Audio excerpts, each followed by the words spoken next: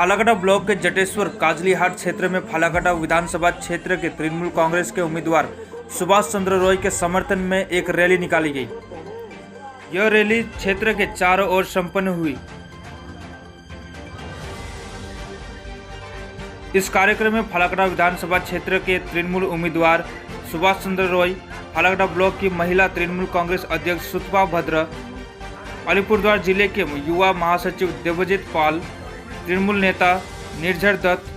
आनंद खड़िया, मनोज रॉय, ऋषिकेश दास, दिलीप रॉय आदि उपस्थित थे।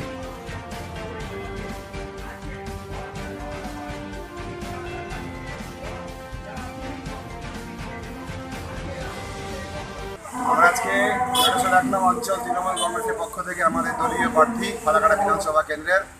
সুভাষ চন্দ্র রায়ের সমর্থন আমরা এখানে পথসভা করছি এবং আপনারা সব জায়গায় দেখতে পাচ্ছেন আমাদের যে প্রার্থী সুভাষ দা প্রচারে আমরা সব দিকে এগিয়ে আছি আর মানুষ সব জায়গাতে যেভাবে আমাদেরকে সাড়া দিচ্ছে তাতে আমরা সুভাষ দার জয় নিয়ে আমাদের কোনো চিন্তার কারণ নেই।